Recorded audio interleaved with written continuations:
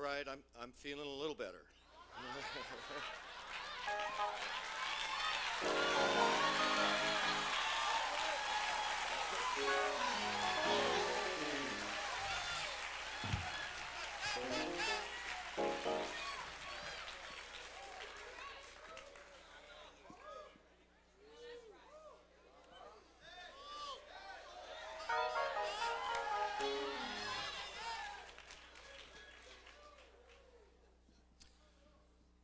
When it's all said and done, though, I just can't see how any of us here can feel good about why we're gathered here today.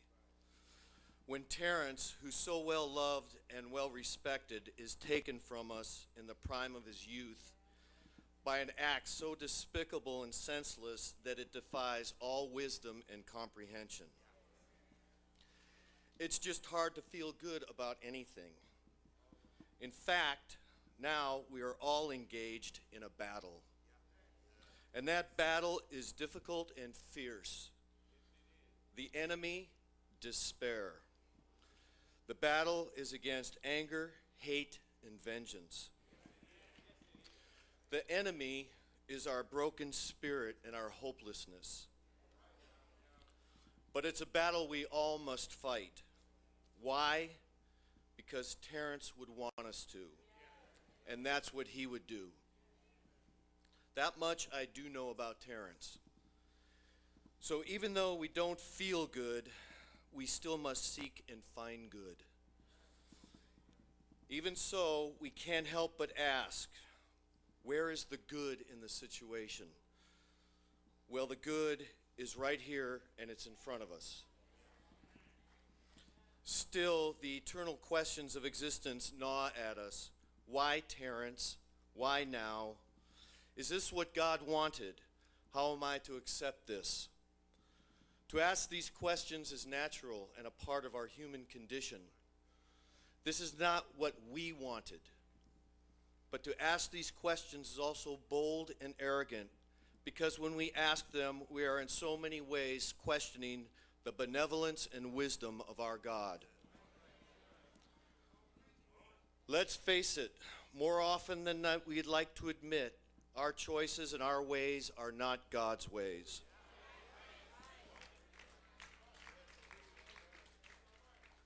If we are to call ourselves Christians or children of God, then we must trust God and His will for us.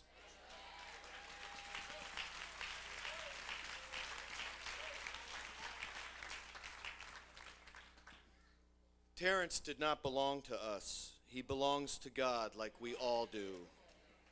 And God wanted him home for a reason that will be fully known to God alone. Don't get me wrong, I'm not saying that we accept what happened to Terrance. The single act of violence that led to Terrance's death, we can do nothing about. However, for all the reasons that led up to his death, we can do a lot about.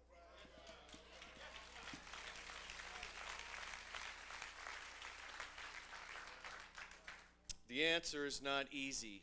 It will require patience, understanding, and sacrifice. But we owe Terrance that much. He stood for and was way more than just flesh and blood. We need to respond with love and action. Failure to do so would dishonor the memory of Terrance, and thus we fail to learn from his brief but meaningful life. I want to assure everyone here, as I told the team Friday, that Terrance is okay. Do not worry about him. I speak with some authority on this subject. God took care and is taking care of him. Jesus knew this truth. Luke explains in his gospel, when Jesus was carrying his cross on the road to Calvary, he turned to the weeping women of Jerusalem and said, "Weep not for me."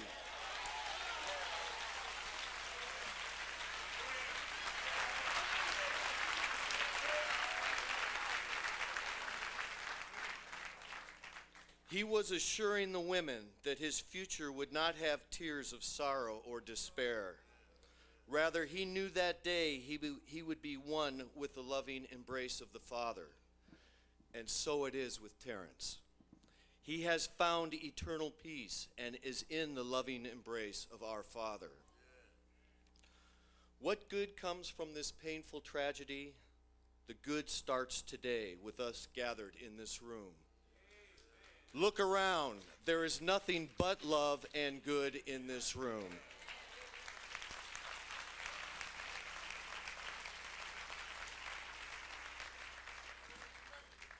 And the perfect way to carry this forward would be to remember Terrance. What do I remember about Terrance? I remember the first day I saw him. He was that awkward freshman that was all arms and legs with an infectious smile. A coach couldn't help but notice the smooth and grace of his athletic ability. That, coupled with his strong academic performance, we knew Terrance was on his way to greatness. I remember when we pulled him up for the playoffs his sophomore year.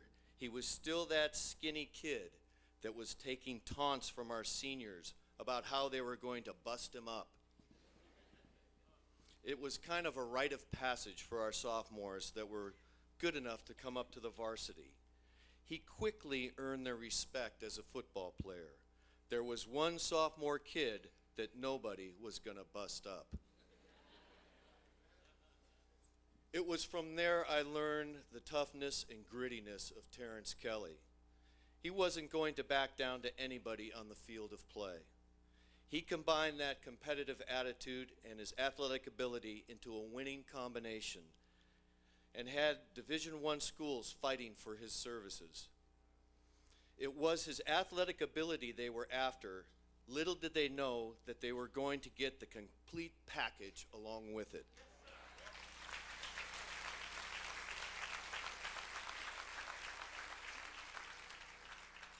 The University of Oregon knew this. With Terrance, they were going to get much more than just a good athlete. Terrance was a good player, but more important, he was a great person. I have heard Terrance described as a gentle giant, and that he was. He wasn't particularly big, especially for a Division I football player, but he always looked physically big in my eyes. I am convinced that it was his stature of character that gave him that extra 2 inches in height and 20 pounds in weight.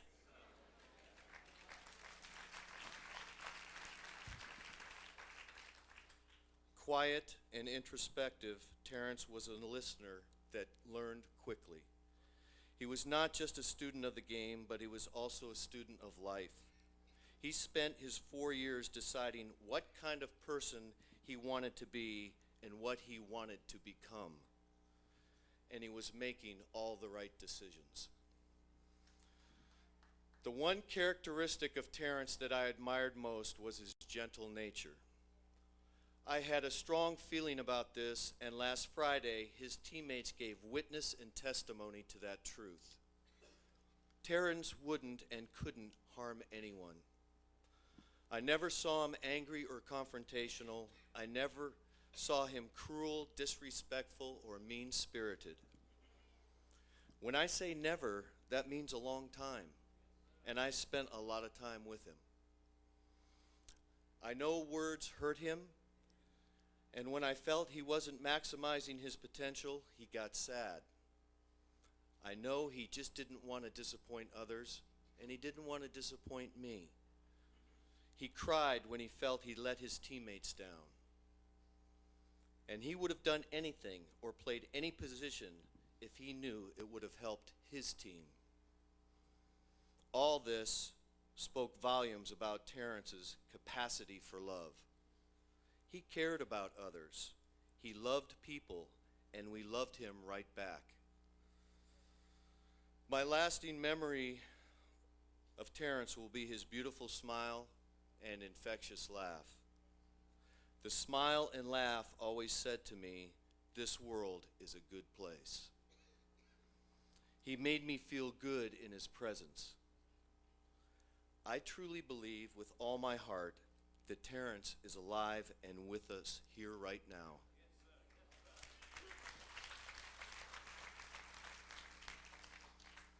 He is alive because he's a part of me. If you loved him, he is a part of you also. I will honor him and keep him alive every day by remembering him and living the lessons he taught me. To the Kelly family, Landron and Bevlin, my heart breaks for your loss, and I pray for your recovery. God bless you both, and please take some solace in the fact you did a fantastic job.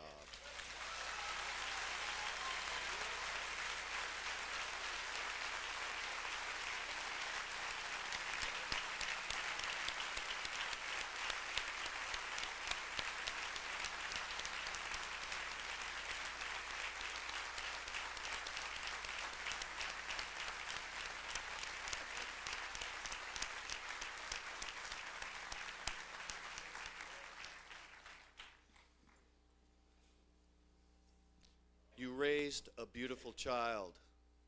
You did it right. You're a shining example for all of us.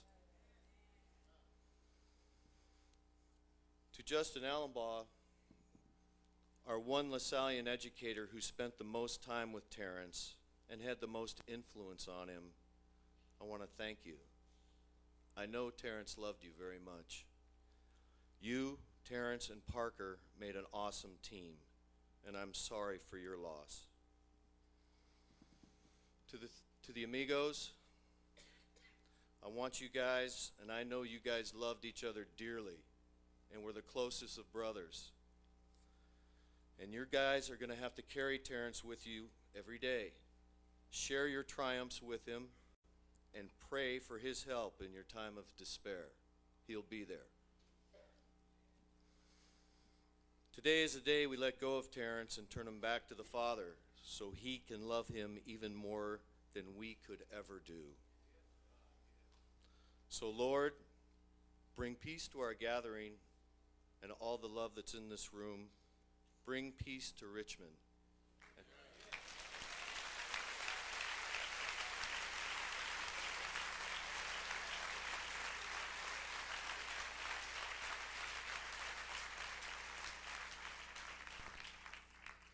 And last, bring comfort to the Kelly family. And Lord God, show your gratitude to the Kelly family for getting their son.